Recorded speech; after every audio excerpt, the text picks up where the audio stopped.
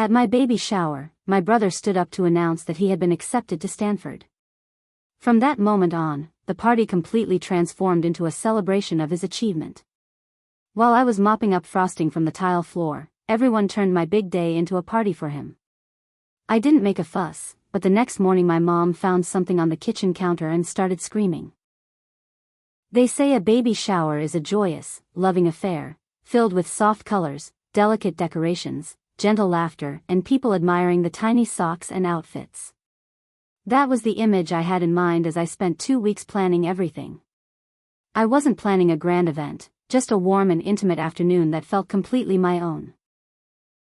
I paid for all the food, ordered the cake, picked out the decorations, and cleaned the living room until it no longer smelled of leftovers or the cigars my dad always smoked. I even made a playlist of soft acoustic songs, the kind I thought would help my daughter sleep better later.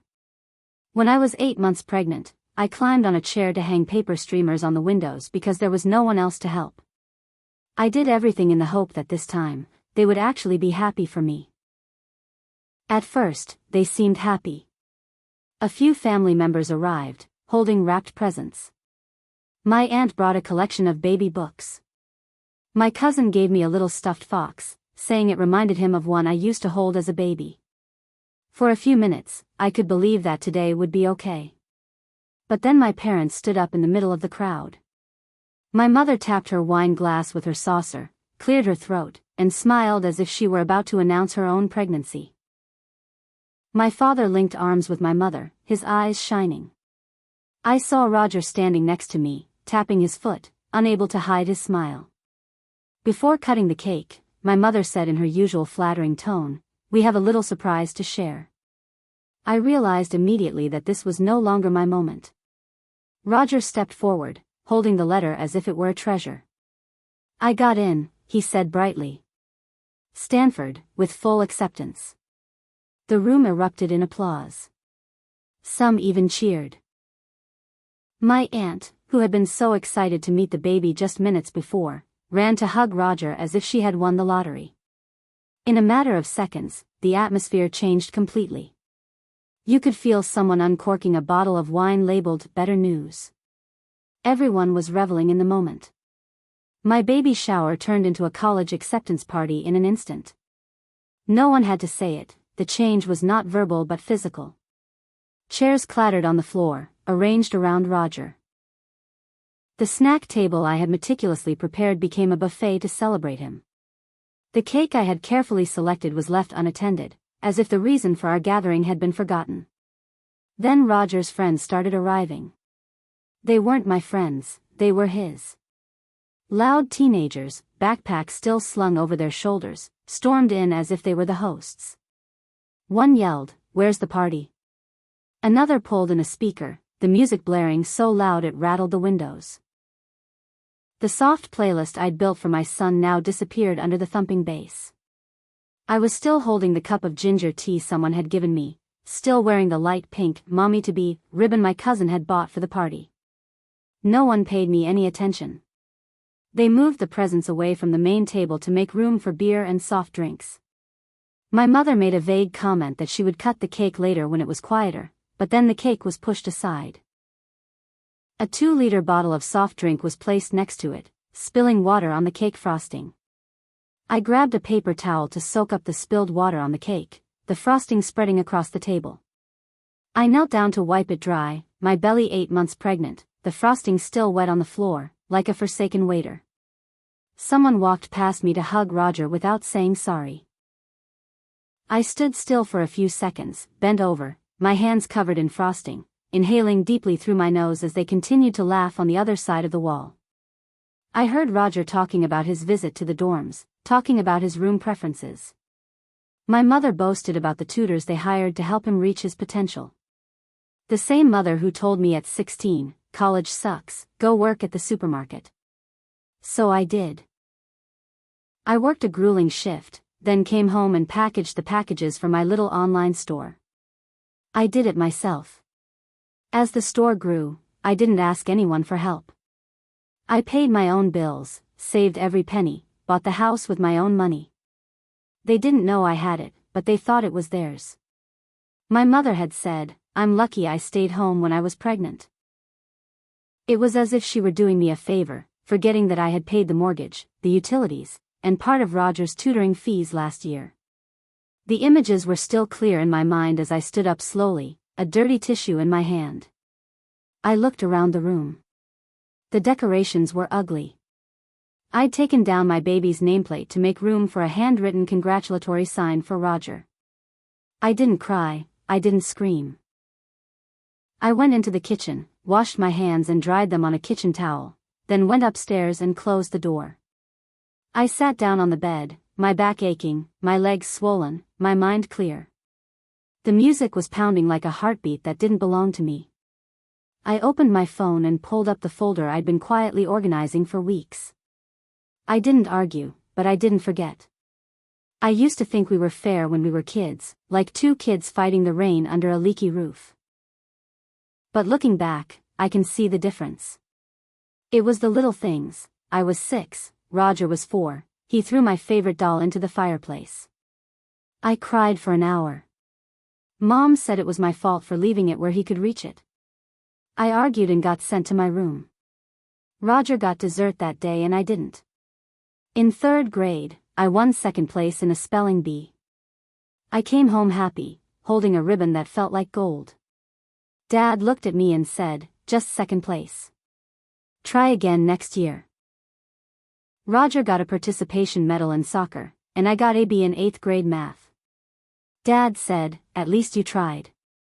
Roger got the same grades the following year, and got tutors and lectures on how to unlock his talents. I was given chores because I was mature. I washed the dishes while Roger played video games. I cleaned while he was praised for taking out the trash once a week. I was told to be patient, grateful, and set an example. The older I got, the more invisible I became. When I said I wanted to go to college at 16, my mother laughed. "What's the point of college? Waste of money." So I went to work. I applied to a bunch of stores, got hired at a discount clothing store, and worked Black Friday while Roger was still in middle school. When Roger was 16, he had a new laptop, 3 private tutors, and a college entrance exam coach. My parents borrowed money to invest and never asked me if I needed help. When I was 17, I had a minor accident on the way to work. I called my mother from the side of the road. She sighed and said, "You have to be more careful," and hung up. Roger scratched his car. My father came home early to comfort him and bragged to everyone about his maturity. I started a small online business at 19, selling discounted goods and packing in my room. Late at night, I sometimes fell asleep next to the printer. I don't count the number of times I had to return items or complain about late delivery. I persevered, and gradually it worked out. Not flashy, not outstanding, but stable enough for me to cut back on my day job and build something real. When I bought the house, I didn't tell my parents right away, but invited them over and handed them the keys. Mom cried. Dad patted Roger on the shoulder. "Now you have a place where we can hang out." They moved in after a month, without asking for money or paying the bills. They treated it like a normal thing for a girl to do. I let it go, thinking it was temporary. When I told them I was pregnant, they weren't surprised, they weren't happy. Mom just said, "Oh, so that's what happened." Dad asked where the baby's father was. I said no. They nodded. "No congratulations." They told Roger. He laughed. "I guess I'll baby-proof the Xbox." "I'll do it, because crying is easier." I wanted to rent a part to rest for the last few months. Dad asked, "Do you think you have enough money? What about Roger's registration fee?" I wish that was when I broke down, but it was just more of a burden. Something changed inside me. I started to learn, to prepare, to be ready, because if they couldn't protect me, I had to protect myself and my daughter. I didn't want my daughter's first memory of me to be of me cleaning up after people who treated me like I was just a servant. I didn't want her to think that love was something that had to be earned through silence and sacrifice. I still smiled, still agreed to help them when needed, while secretly making plans. The party wasn't really about me in their eyes. It was just a chance for them to get together and show off their family's appearance. But it was also the last time I would allow them to take over. They didn't know that yet. The house was quiet, not peaceful quiet but heavy, like the moment before a scream, like a breath held too long. I stood in the kitchen, pouring tea, the faint hissing of the kettle the only sound. The sun was just beginning to rise, but the kitchen was still stained with spilled soda, the sink full of dirty dishes that weren't mine. I laid the notices neatly on the table, one in the middle, 3 below, with their names marked in large letters. The baby in my belly moved as I sat down on the chair, massaging my back. My body ached, my palms warm but my thoughts sharp. I had been preparing for longer than they thought. At 7:02 a.m., I heard the creaking of the floor, my mother's slippers dragging. She walked in, yawned, and froze when she saw the papers on the table. She asked me, "What is this?" I sipped my tea. Mom picked up the first page and read it, and in less than 5 seconds, her eyes were wide open and her mouth dropped open. "What the hell is this?" she shouted, breaking the morning silence. Before I could answer, she continued to shout, "Lily, what is this?" I held my cup still. Dad walked in, wearing a robe, sleepy. "What is this?" he asked. Mom yelled, "You're kicking us out of the house." Roger appeared, yawning, rubbing his eyes and asking. I looked up, "You have 30 days. It's written clearly." Dad tried to support me, grabbed the paper to look at it. "It can't be true. What the hell is this?" I calmly replied, "I sent it by registered mail, this is just a copy." Roger was out of breath. "You're kicking us out?" "I took back my house," I said. Mom trembled, crying. "After all, you did that? When I was about to give birth." I said softly, "No, I did it because you were about to give birth." Roger punched the table, the paper falling. "You overreacted. It was just a party." I stood up slowly, my hands still covered in dirty tissues. "You took my baby shower. Turned it into a school night orgy. Let someone I didn't know mess up my house while I had to mop ice cream off the floor like a maid." He yelled, "No one would care if you didn't make a big deal out of it." Mom circled the table, tears in her eyes. "This isn't just your house. We've lived here for years." "That's right," I said. Dad looked conciliatory. "We're family.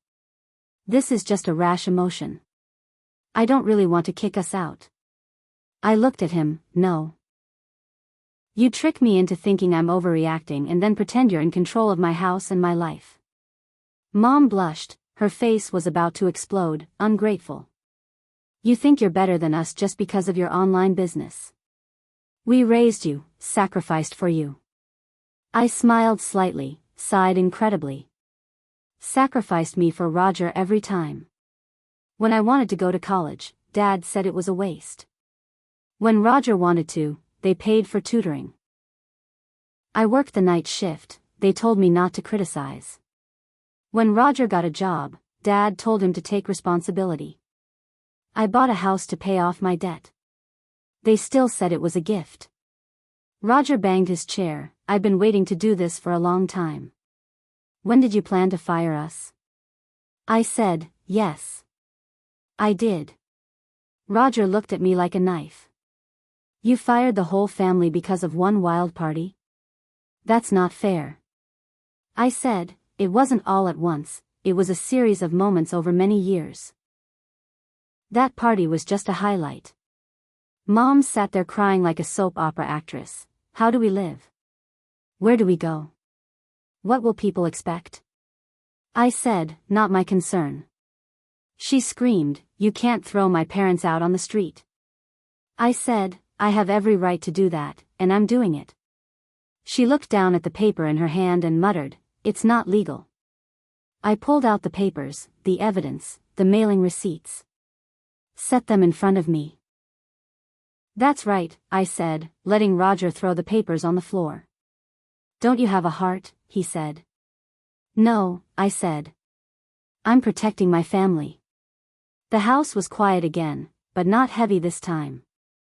I stood in the middle of the mess they had made. For the first time in years, I didn't have to clean up. I want everyone out in 30 days, I said. I've asked a friend to help me pack if needed. My parents still didn't believe me. I'll change my mind. I looked them straight in the eye. No. I went back to my room, past the torn garlands, the faded balloons, the torn baby name tags. They had erased me, now I would no longer be invisible. The first few days were strangely quiet, no conflict, no anger. They were like ghosts, not looking at me, and I did not try to appear. Roger stopped playing loud music. Mom stopped pretending to clean the kitchen. Dad sat on the porch, holding his coffee cup without touching it. On the fourth day, the calls started. From Aunt Rachel, Uncle Ted, Mom's friends from church texting, "You had us worried. Are you okay?" Mom was clearly on a campaign, legitimizing concern as love, making me out to be the bad guy. The next day, Dad asked for help with the rent. "We should have done this a long time ago." "You're right," I said, "don't you forget?" He nodded and said, "But think about what other people think." Another shame attack. I smiled and turned away. On the seventh day, Roger tried a different approach. I talked to the coach. "If I delay a year, I might lose my scholarship. We have to move now. I can't concentrate or sleep." I nodded, "It's too hard." "I don't care." He got angry, smashed his cup and walked away.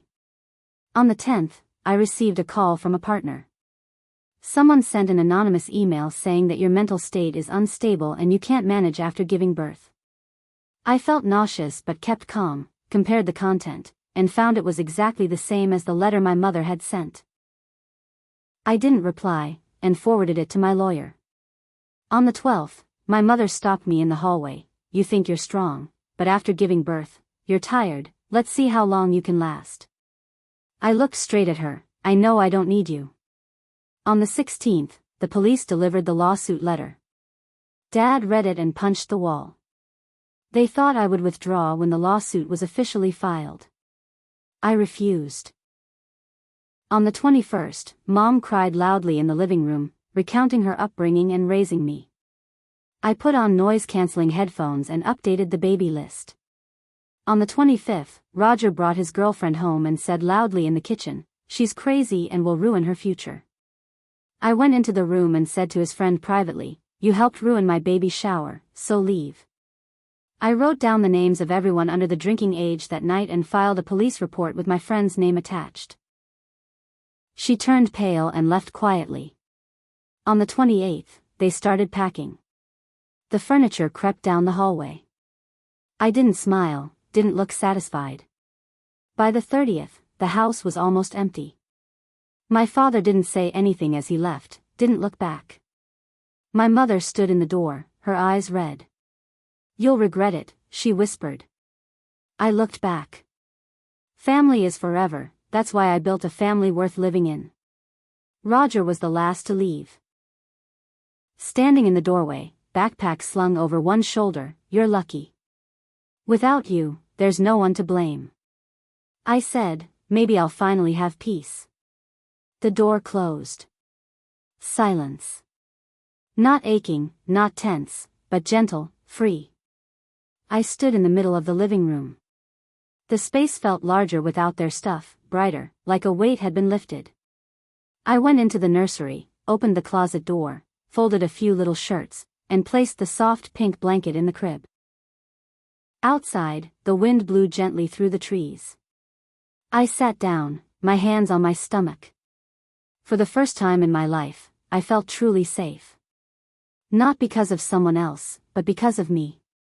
Update: it's been 4 years. Last month, my daughter started kindergarten, carrying a little purple backpack and telling me she was going to teach people how to draw clouds. She's strong, curious, strong-willed. Like me, only better. The business is still growing. I have never had to close down even though the period of raising children is difficult. I have more employees and last year the revenue exceeded 6 figures for the first time. Now I work less, do not have to exhaust myself like before, have more free time to enjoy life. As for my family, since the day they left, I have not spoken to them and neither have they. People were talking, Roger dropped out after the first year, couldn't keep up without help. My parents lived with my uncle but were kicked out after 6 months because of debt and my mother couldn't stand it. They weren't doing well. I wasn't happy about it but I didn't feel guilty either. I gave them many chances, asked for the minimum but they didn't give it back. I stopped. Some people say family is unconditional, but for me, respect is indispensable. That's my story. Do you think I made the right choice? Leave a comment below sharing your thoughts.